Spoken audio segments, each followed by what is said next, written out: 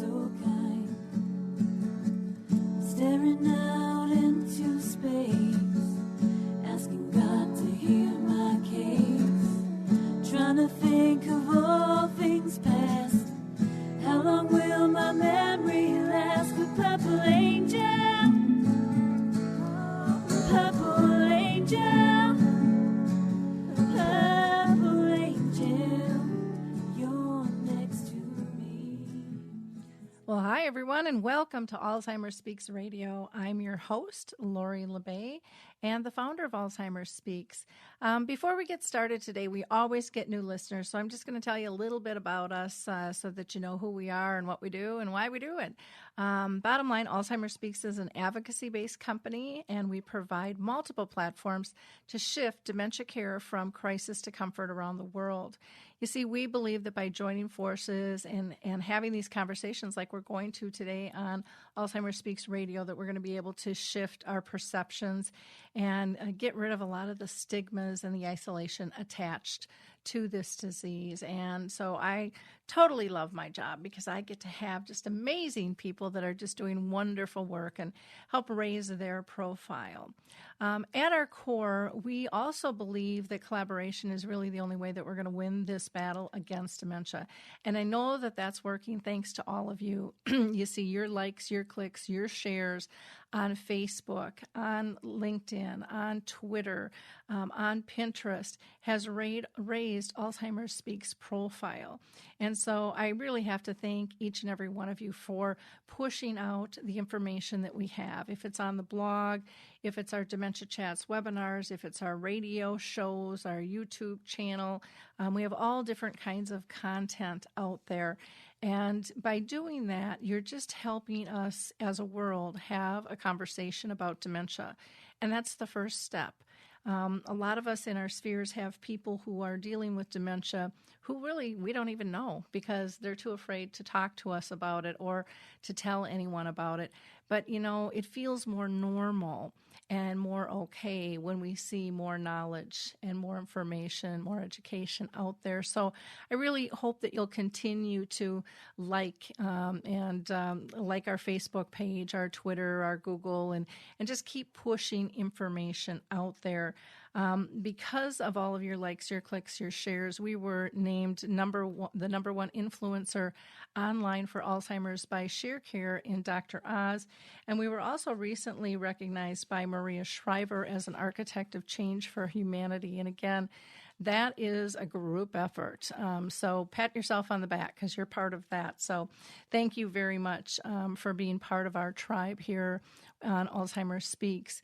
I also want to let you know that, you know, many times our listeners have stories to tell. And so maybe you're a person living with dementia that is on a journey that you'd like to share with others. Maybe you are caring for a loved one or work in a community. Maybe you've started a new business or have a product, a service, or a tool that you would like to tell us about. Reach out to me at Lori, Lori, at alzheimersspeaks.com, or you can just shoot me an email or, like me on Facebook and have a conversation. There's all different types of ways to reach out to me via social media. But know that you are more than welcome to join us here, and I'd love to have a conversation and get you scheduled. I also want to just remind people that this November, in fact, November 11th through the 18th, we are going to be doing a dementia-friendly cruise and symposium, and we're going to be heading to the Eastern Caribbean, and we'd love for you to join us. And there's only a couple weeks left of sale pricing. So this cruise is specific for people with early to mid memory loss and their care partners. Now, that could be a family member, a friend, or even a professional that accompanies them. But we're all going to have fun. We're going to learn to relax. We're going to build camaraderie, rejuvenate our lives, and learn how to live gracefully with dementia. And I'm excited that in the symposium, we're going to have 4 people talking with dementia: Harry Urban, Michael Ellenbogen, Lori Shear, and we also have Mary Reed. We'll have a music therapist, Becky Watson, and then Cindy Lazinski, who has launched a dementia-friendly community in northern Colorado along with myself. So we're going to have a lot of fun. We've got a lot of things scheduled. It'll be interactive, and yet you'll have plenty of time to enjoy the cruise as well. Also want to point out that on the website, alzheimersspeaks.com, you can go there. We've got a trifold with helpful tips when dealing with dementia, and you can download that. So please feel free to go ahead and do that. And then our friends at Newman Long-Term Care now have a giveaway, and it's kind of ironic when I saw it because they are giving away 5 copies during August of Color Your Mind, and it's a coloring book that was done by Maria Shriver. And as you know, many of you know, I was just out in California with Maria for her Move for the Minds event. And it's a brilliant book. It's not just a coloring book. It also gives you a lot of great information in it as well. So with no further ado, let me introduce you to not only our guest today, but she's a personal friend of mine. I have known Lisa Dunn for probably more years than I want to admit, and she is just she's a little tiger with a smile out there just doing the right thing for people. She is a real estate agent with RE/MAX Results who specializes in working with seniors, which was my passion prior to going down this path with dementia and caregiving. So Lisa and I have lots of things in common. She works with all clients of all ages and stages of life, but her primary passion is really working with seniors and their families. And prior to becoming a real estate agent, she worked as a licensed graduated social worker and a healthcare consultant. So what a perfect match. So welcome, Lisa. It's just fun to have you in the studio today. Thank you so much for having me. Well, I'm really excited to have this conversation because so many people are dealing with dementia and they struggle with housing, and when do I move and how do I get there? But before we go down that line of questioning, our audience always likes to know, have you or anyone in your family or circle of friends been touched by dementia? Yes. Fortunately and unfortunately, I have 2 uncles who are struggling with dementia, and just a matter of weeks ago helped my godparents clean out their home that they'd lived in for 30 years because they moved down here to the cities, and my uncle moved into memory care. Okay, so up close and personal. Yes. So, yep. And once you've stepped into that puddle, there's no saying you haven't. No. And so it's a very, very important piece of the equation, and I think something that just adds a lot of comfort to people who are dealing, with that situation. Because I know when I was selling and I would, guide people in terms of moving, and then it hit my own mom, and then it was like, well, I don't need to do that. I can have her live with me. This will be just fine. And it was like you put on this cape of Superwoman and you're different from everybody else. And I think we all think of ourselves in that fashion. No one can care and love for their loved one the way you do. There's an incredible amount of pressure that as caregivers we put on ourselves when we're trying to care for a family member. And there's something about dementia and Alzheimer's that keeps people from asking for help as early as they could. Mm-hmm. Yeah, part of it is, I think it's just that pride issue, and some of it can be denial. We're not there yet. We're not there yet. Mm-hmm. And everyone else is going, yeah, I know you've arrived. The rest of us can see it, and we want to be there to prop you up. You do not need to do this alone. Yeah. Mm-hmm. Well, and I think one of the biggest things that people have to understand is how, just remembering how good it feels to help somebody else.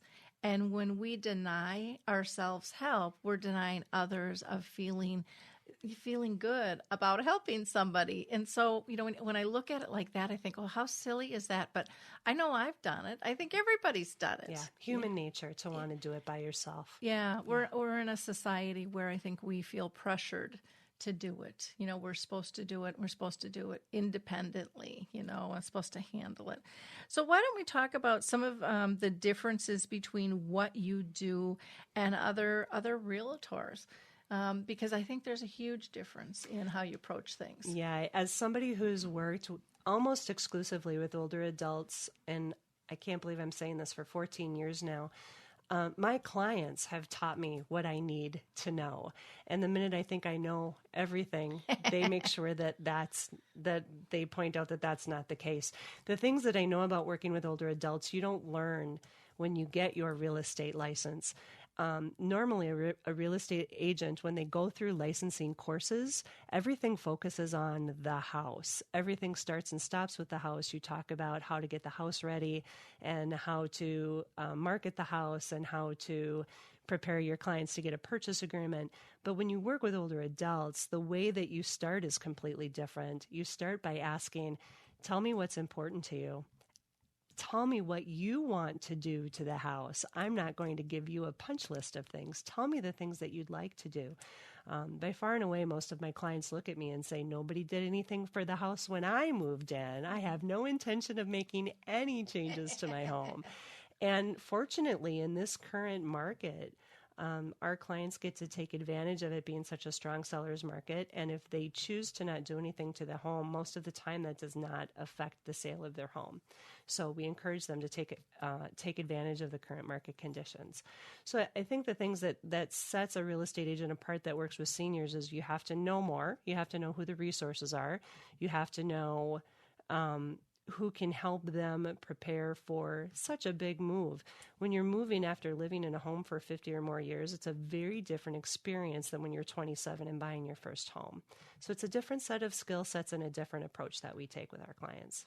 Yeah, I had a thing called flick factors because I always found that the seniors, when I dealt with them or basically anybody in a transition, everybody looks at kind of the same things. But I think as we age, we're just fearful it's our last move and that we're going to lose our independence. And so I came up with a thing called flick factors, which I think, again, everyone looks at, which is financing, loss, because everyone feels that loss of home, loss of independence, control, comfort, change, confidence, and then the kid factor comes into play.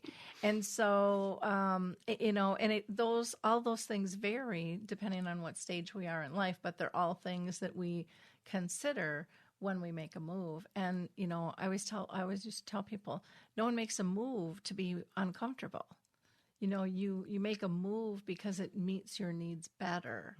And, just having those conversations, which I'm sure you do too, about how many rooms in the house do you not go in? How do you try not to heat them and pay the bill, for heating or air conditioning or clean or whatever it is, it's kind of amazing. And yet a lot of new construction out there, I had found, and I don't know if you still see this, is big and flashy. And I found that they were really marketing more to the kids because a lot of people in this population raised 7 kids in a one bath, maybe 3-bedroom home, and they were perfectly fine.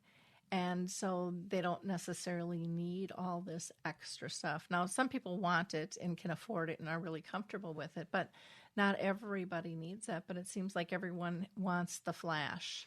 That's so true. And the way that they market is not necessarily functional for older adults. We don't see enough one-level living being built. There just simply isn't enough. And if there is some, what they do is they finish the lower level just as flashy as they do the main level. And it's priced at a point that prices a lot of older adults out of the possibility of it making it possible for them to downsize. Yep. Because the price is just not within their reach. Yeah. Or some will say, I don't need a bigger place. This is bigger than what I have. It doesn't make sense for me to pay for something I'm not going to use. Yep. Yeah. Yeah. And I think it's great to be able to have a real estate agent that you can have those conversations with and who will bring up stories of other people going through this struggle. I remember the first time I probably not the first time, but one of my seminars I did with a builder because he was trying to attract people in. And we were supposed to be there for like an hour and a half. And like 4 hours later, we're like kicking them out the door because everybody was like shocked that they all thought their friends made these spontaneous last-minute decisions to move. And what came out was how long people have been thinking about this process and stalled out with it. Because I'm sure things haven't changed that much since I left. There's probably one in a couple who's ready to move, and the other one's, not going to budge. Yeah. And then the third group are the folks that move because there's some kind of crisis or trigger event, and they have to move in a hurry. That's the situation to avoid. Yep. Yeah, because you lose all control. Right. And that's a lot of times when the kids really come in and take over, and they decide even what you're going to take or what you're not going to take. And for some people, they like that. They like for the kids to come in, but you have to know for yourself what it is you like. Do you have you run into the situation where you meet with somebody? Because I think there's great fear that, oh my gosh, if I have them out, they're going to force me to sell my house.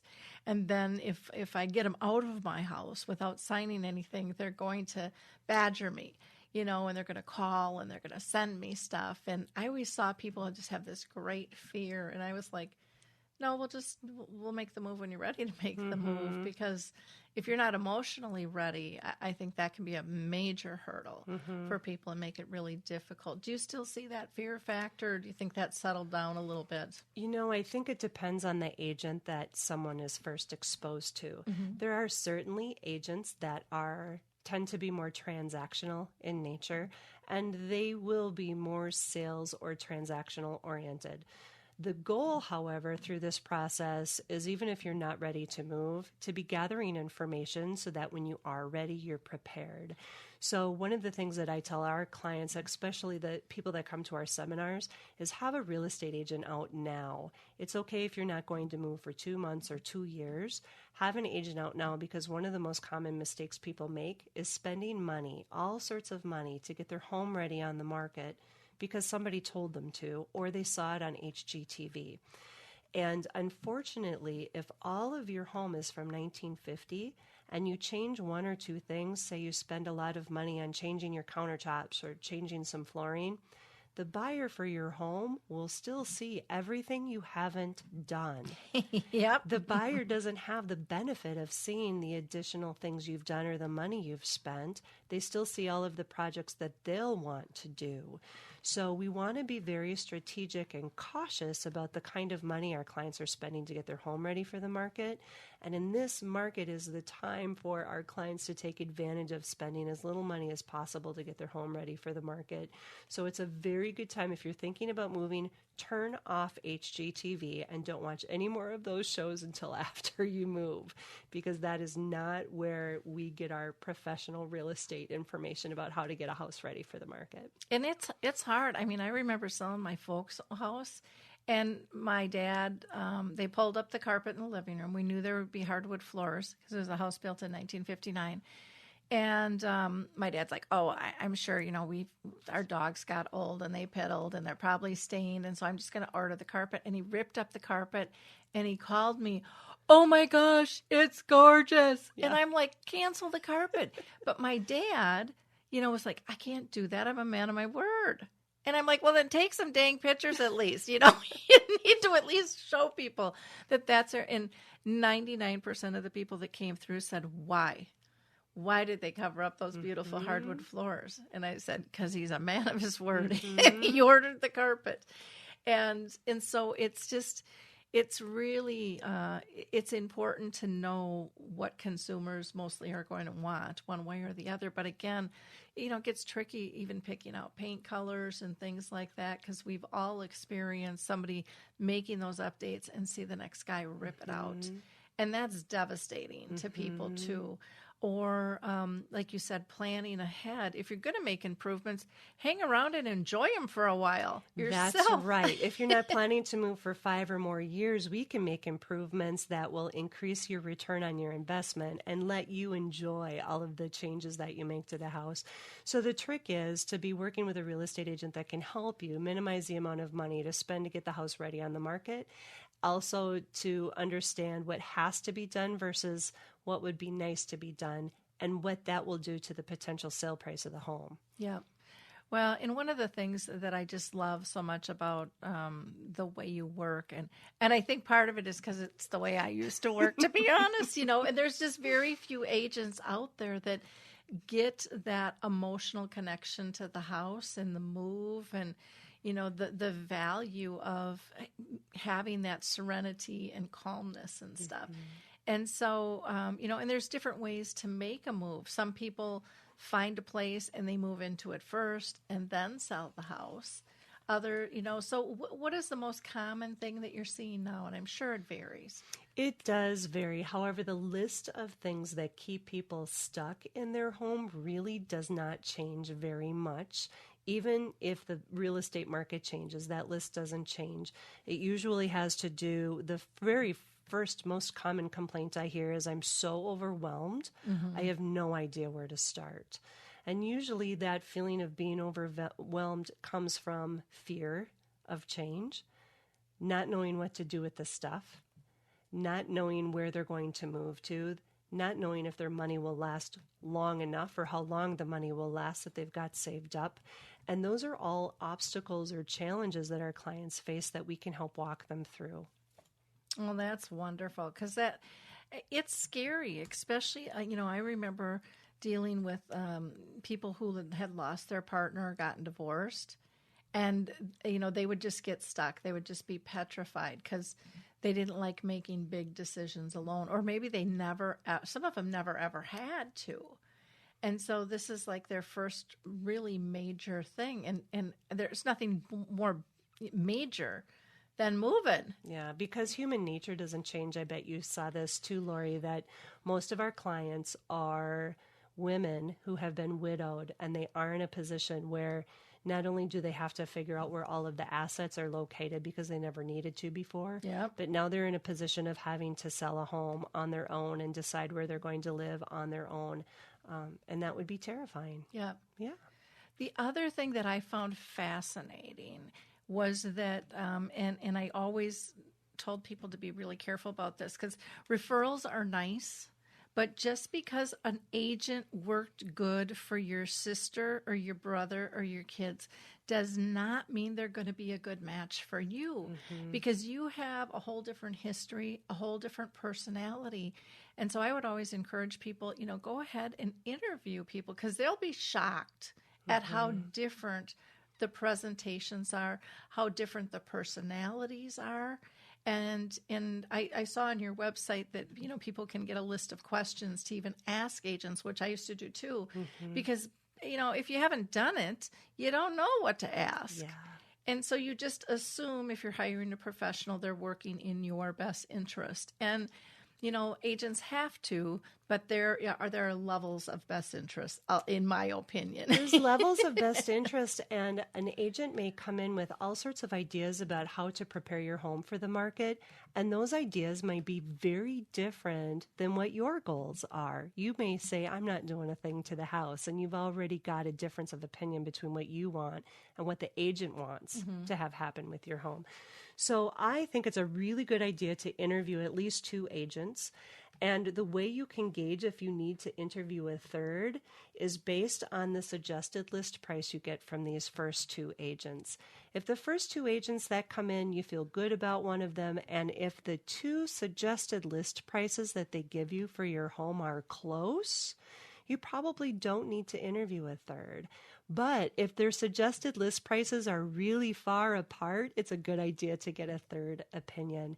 And the reason I put a cap on it is because I have seen some of our clients that have been stuck in their home. They say they want to move. They haven't been able to pull the trigger.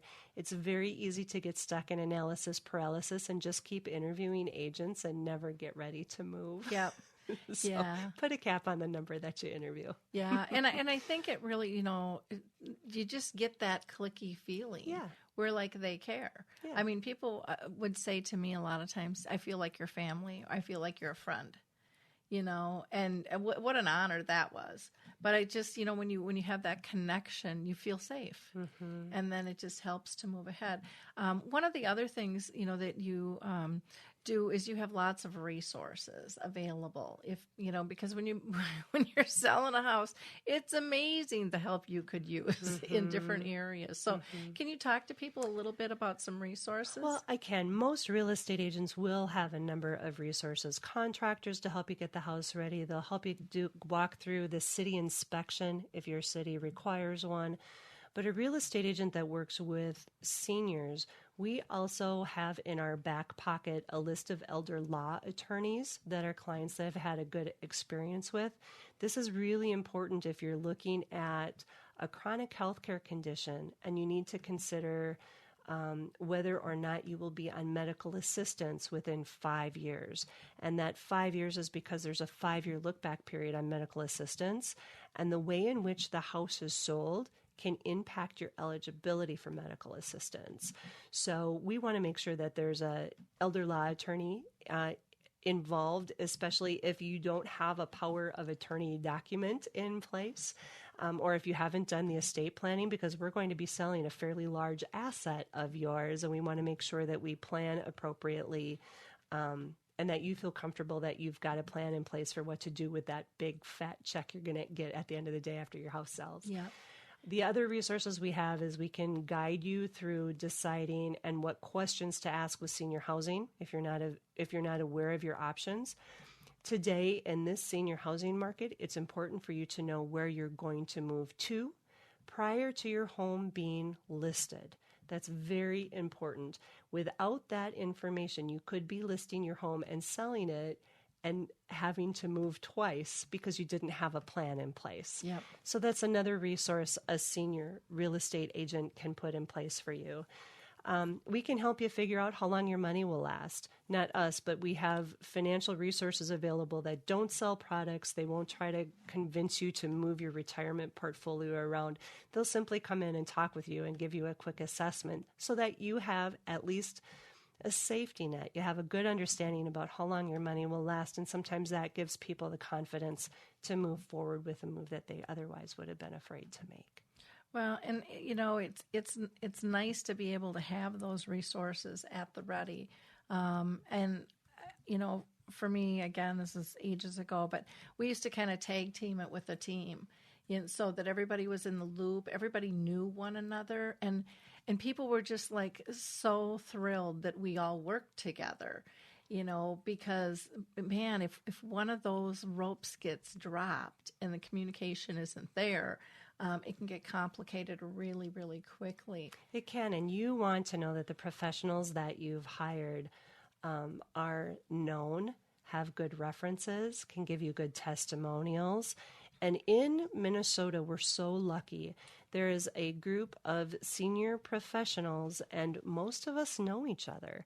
And we know who our clients have had a good experience with. And that's why making those referrals is so helpful to our clients, because they know that the professionals they're working with have a good track record. With a real estate agent, the way my team works is we don't ever take referral fees. So it doesn't matter to us what professional our clients work with. We just want them to have a good experience. So we're all really invested in working well together to make sure that things go as smoothly as possible. Well, and I think that's really nice. I didn't do that either. And there are a lot of people out there that will take those referrals. And once they do, as a consumer, you're wondering, now, is this in my best interest or is it in their best pocketbook, for leverage? And that kind of defeats the purpose when you have someone whose heart and soul is really invested in it like yours is. And, I do want to say, because people listen to this all over the world, every state, every city can have different rules and regulations. Right. So you know, definitely want to work with someone who's local, who's licensed, you know, and who is familiar also with senior housing and options and things. And you know, out there. there are national associations available for most professionals. So, for example, for real estate agents, to find a real estate agent outside of Minnesota that really has focused and gotten some education around issues that are important to you, you can go to the Senior Real Estate Specialist website, which is sres.org, and you can find a real estate agent near you that has earned that credential, and at least you know they've spent some time understanding what's important to you. There are other associations for movers, for care managers, for move managers. Those associations exist. So if you're looking for a resource, those websites and national associations are available, and you can certainly always email me. I'd be glad to get you pointed in the right direction. Okay. Do you want to give people your email? Sure. My email, it's a little long. It's Lisa, Lisa, at thechangeagent.net. Okay, wonderful. And we will repeat that at the end, and it's also on the radio page as well for you there. There's just so many different pieces when it comes to moving. I want to talk about kids because kids can kind of complicate things. They're many times on one side of the fence or the other. Sometimes they don't want the family home sold. Sometimes they're, you know, I've worked with people where they say, I feel like I'm getting kicked out the door. You know, they're wanting my money, and then there's others that really feel like there's a team effort, and everyone's working in their best interest. So no family is the same. That's what I found out there, and so sometimes you end up being kind of a counselor with family issues that can, you know, pop up, and I think it's really important that, you know, the client has their say, you know, and their authentic voice is heard. And sometimes with family dynamics, that's really difficult. But sometimes the agents can really help, you know, position that. And I always found, I mean, even like I said, when I moved my own folks, you know, I knew nothing. Even with dementia, my mom having dementia 30 years. I know nothing, you know, nothing. I'm just the middle child, you know, but you have a third party, you know, say something and all of a sudden it's heard and it's respected and it's implemented. And you kind of sit back and go, wow, that was easy. And by the way, that's true of me and my parents as well. I might be a real estate agent that knows everything about senior housing and can help anybody move at any time. But when it comes to giving my own parents advice, forget it. Yep. I would need a third party. Yep. It's true in my family too.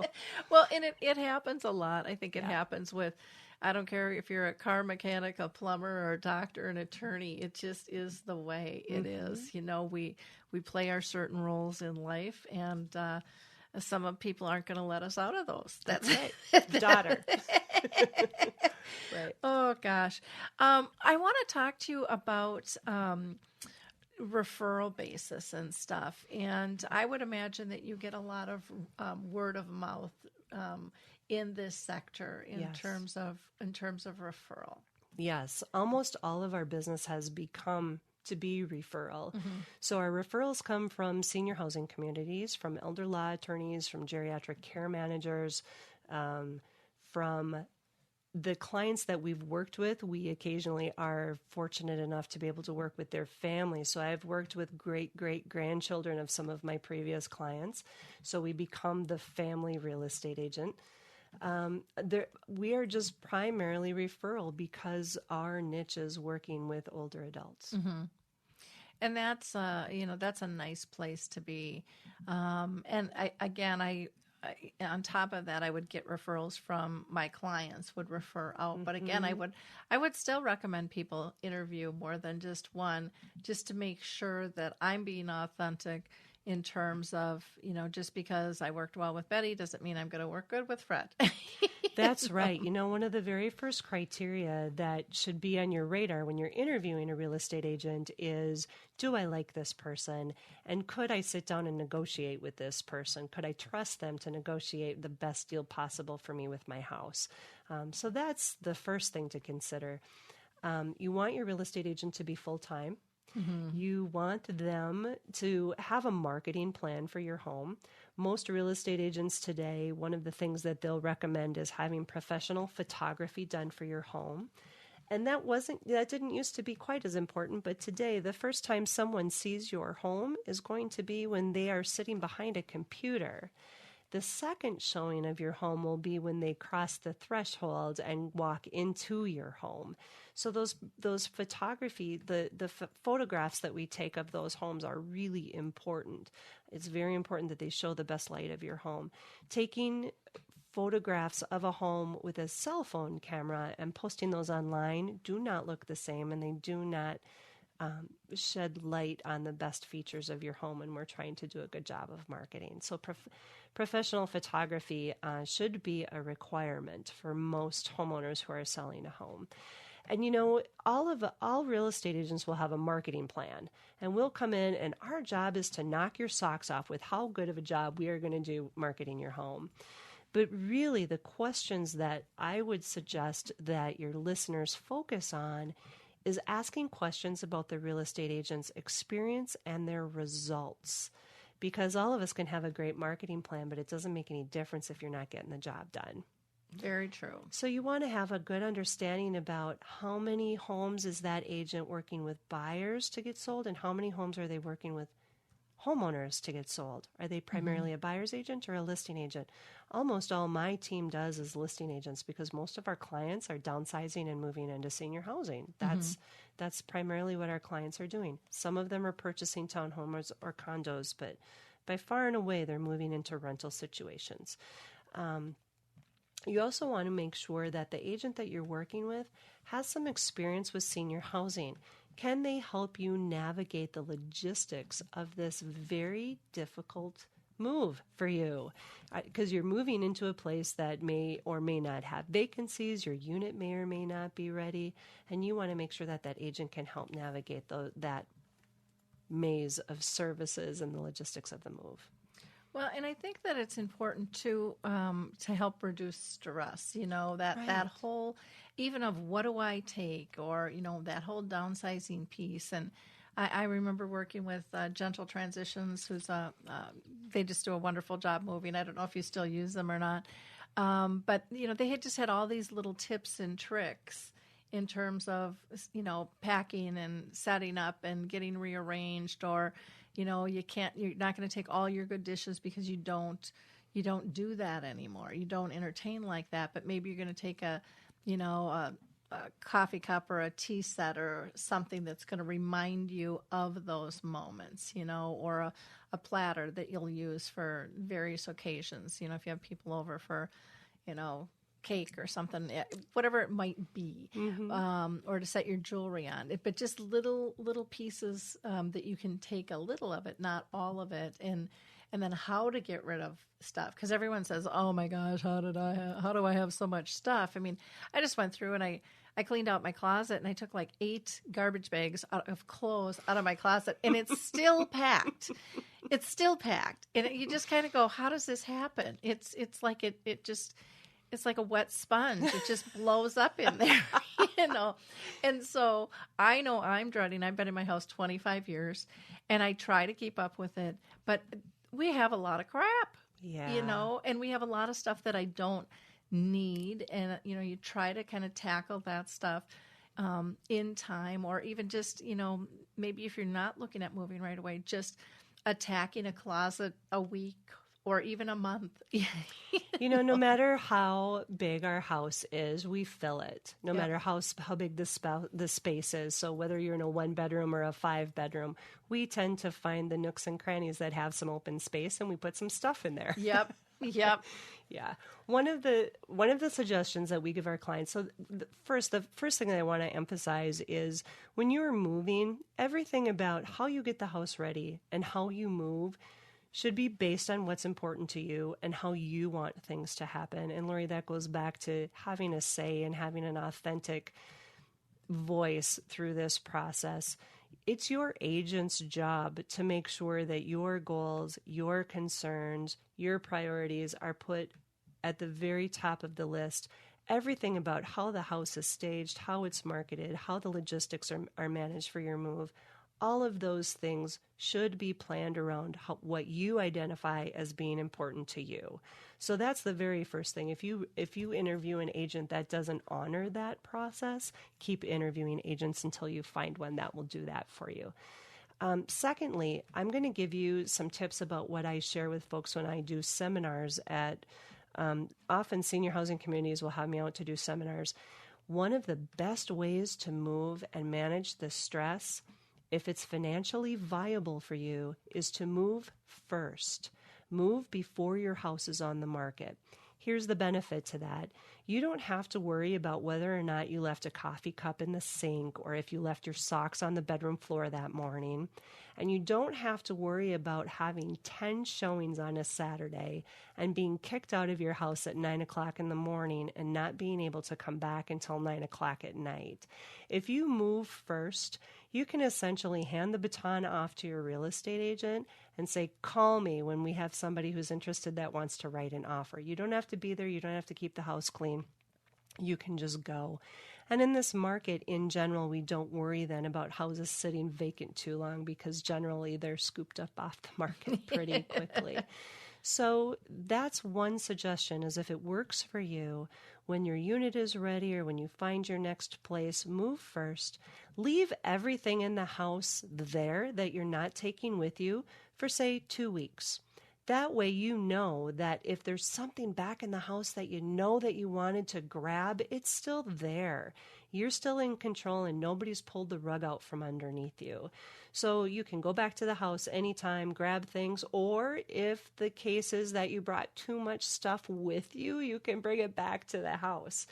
And then either a move manager such as General Transitions or your real estate agent, if they're a senior real estate specialist, or another service, we can help facilitate the emptying of the house. Again, you don't even have to be there.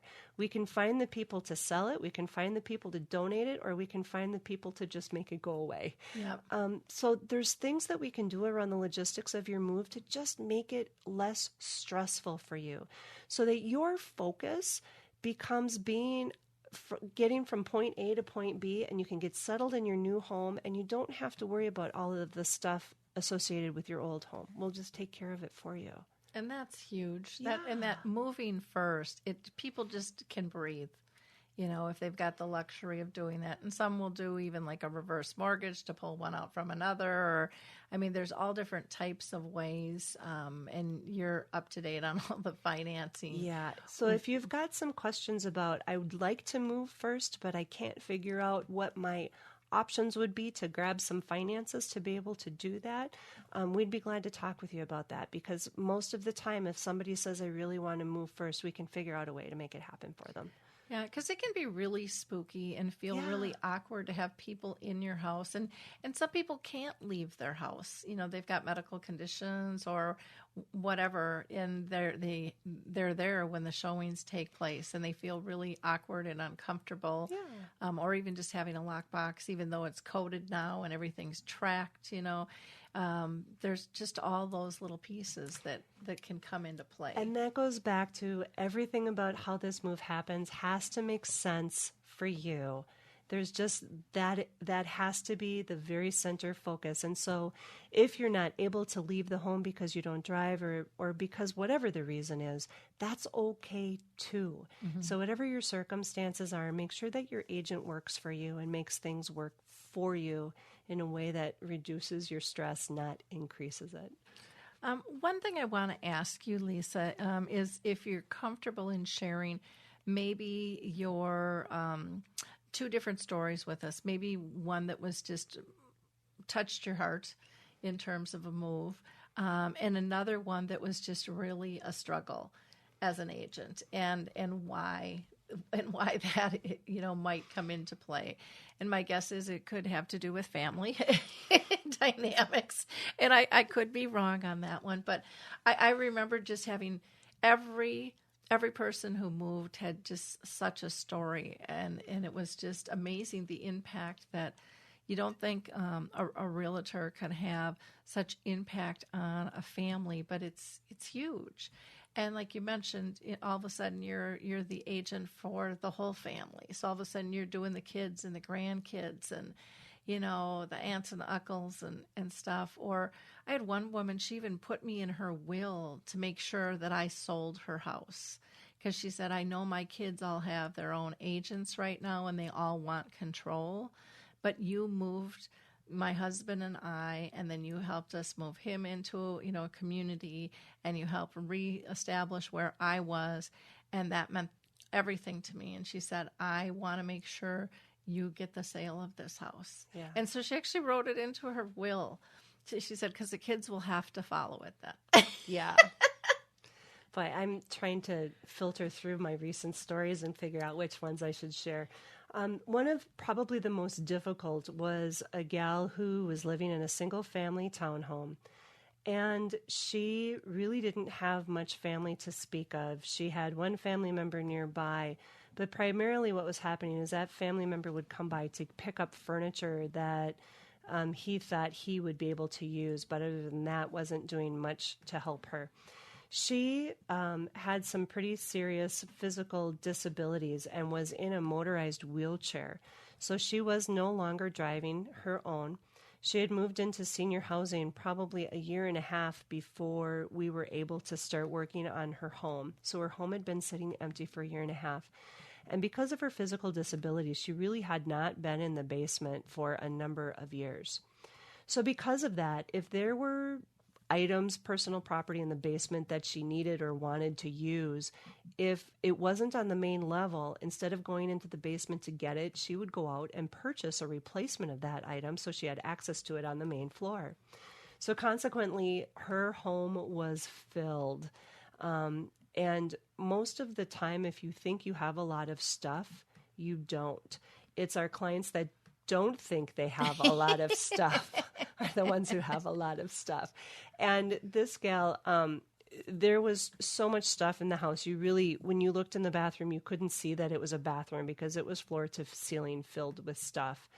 And it took us, me and I've got another licensed agent who works very closely with me, spending time at her home. And as she would go through a room or go through a stack of things, we hired a gentleman to come in and remove those things. So very slowly over a period of 6 to 7 months, it took us to empty her home, making numerous trips to help her sort and go through things. And I think that that's an example of whether you have family here or not. Sometimes your children have moved around the country and are in some pretty significant, high-powered, high-paying jobs and aren't able to be here. Mm-hmm. That's okay. We want them involved if you want them involved. If you don't want them involved, we can still find a way to get resources in to help you make your move happen. So I think the reason that one is so significant is oftentimes a lot of our clients are alone. They don't have family, and we become the quarterbacks for them to help them pull the pieces together to make the move happen, and that's what we're here for. And, probably another pretty significant, very recent move is a gal who was not very excited about moving. And when I first met her, she had just had a stent put in her heart. And so she was just released from the hospital. So when I met her, she was pretty overwhelmed, pretty fearful of moving. And she asked if she could call any time as the anxiety started to build up. And I told her if she wanted to, we would tattoo my phone number on her forearm so she'd always have it and she'd always be able to call me. Oftentimes her daughter would call, tearful about the changes that she's seen in her mom. Oftentimes the mother would call tearful because her daughter was crying. So there were a lot of conversations that we were having. I went to go meet her at her senior housing community about a month after she had moved in, and I didn't even recognize her. The change that had happened to her because she was socializing and because she was eating 3 square meals a day, because she didn't have to worry about grocery shopping, and because she was able to really focus on her and not worry about the house. The move had happened. She got plugged into a new community and she was flourishing. I did not even recognize her. And now when I talk with her daughter just giggles because she's so happy her mom's doing so well. So that's an example of somebody who waited longer than maybe was advised to move. And when she finally made the decision to move, she's flourishing. Yeah, it's amazing. I think so many people don't realize that they've gotten isolated in their homes. Their neighborhoods have changed. Their neighbors have moved. They don't know the teenage kids, and there's all this fear. And it happens slowly, and people don't recognize it. Because I remember that all the time. I'd have to track down the housing manager to get a hold of them for an offer because they were just on the go. The last time I went to go see this gal in senior housing, she kicked me out because she had 15 minutes to get to her exercise class. She didn't want me to stay. And how cool is that? Yeah, it's fantastic. That is way cool. Way, way, way cool. Well, we were talking about stories. I remember one woman, I had to meet with her 2 or 3 times in a restaurant before she'd allow me in her house because she was a pack rat. And literally in her house, it was just a path to each room, and it was up to your shoulders. And it was amazing that somebody could live like that, but there's a lot more people out there than we realize living like that. But it was really a matter of building that trust, which you're so good at doing. And when she went to leave, she moved first, and then she did not want her neighbors to know how much stuff she had. And for months, and this was when nowadays trash only comes once a week, but when trash used to come twice a week, she hired somebody to fill up 2 trash cans twice a week and empty her house. And it took, I bet, 3 months to get rid of all her stuff, but she didn't want her neighbors to know. And I'm sure her neighbors figured out, she's still gone, but there's still trash coming. But it was a pride thing, and it was about respecting who she was and what she needed. And I think that that's so cool that you really, truly do embrace that. Yeah, don't be afraid to have a real estate agent in early. It's so important to get that advice early so that you can plan ahead. You can minimize the amount of time you're spending and money you're spending on getting your house ready. And I promise, most agents are in 20, 30 homes a week. And if you have a path through your home that we can walk through, we will be able to help put a plan together to help get you moved. Yeah. All we need is a path. Yeah. So if you've got more than a path, you're in great shape. Yeah, everything is doable. That's right. Everything is doable. That's right. And again, if you have somebody out who's doesn't feel comfortable with that and you're not feeling comfortable, feel free to cut the meeting short and just ask them to leave. That's okay too. You are in control. And I think so many times people don't think they're in control. The other thing I really want to talk about, I can't believe how fast the time is going, is it's so critical to have an agent who is willing to explain the paperwork, because the paperwork is an asinine mound these days. I mean, when I started, it was people were livid because the purchase agreement changed from 1 to 2 pages. And now what is it, like probably 40 with the disclosures, maybe even more? It can be. And so it's a lot, and it can be overwhelming. And you want to make sure that your agent is willing to let you sit with the paperwork if you need someone else to review it. You have to do, if you've got an offer, and it's got to be a reasonable time or you could lose that buyer, and an agent's going to tell you that. But Nowadays a lot of times they just send it electronically and say sign here, and Lisa's shaking her head. No, we never do electronic signatures with our clients, even if they have that capability. If it's a baby boomer working full time and they really don't even want to see the whites of my eyes, then maybe. But most of the time we meet face to face so that we can go over the paperwork and answer any questions. Everybody's style about how they tackle paperwork is different. Some folks don't want the details. They just want to know where to sign, and you show them the line and they're fine with that. Other folks, I'm working with a retired judge now, and we've met 3 times to go over the listing agreement and talk about questions he has and to talk about the intent of the language in there. And we've met 3 times over one contract. So whatever your style is, again, this process is about you. If you want to read paperwork ahead of time, make sure to ask your agent for copies, and your agent, I'm sure, would be willing to get you copies of things. Those copies can either be in paper form or electric form, depending on your process and what your preferences are. And we can walk through them with you. We can leave them with you, have you read them. We come back, answer questions. However it works best for you is what's important.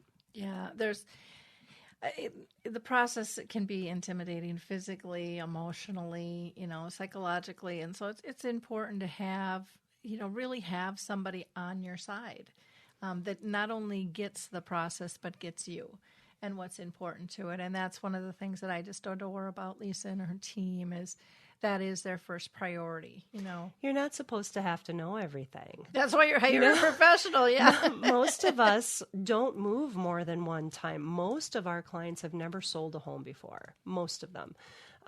So the nice thing is that you've surrounded yourself with some professionals that can help you. And oftentimes it does take a village. It takes a number of professionals and a number of resources, and we pull in the folks that we need to make sure that the process is as smooth and you have as much confidence as you need to move forward. Yep, yeah. Exactly. Any last minute comments that you have for people that just like you, I think information is power. So your listeners are welcome to go to our website. We've got a special website set up with senior housing information. It's theseniorhousingsearch.com.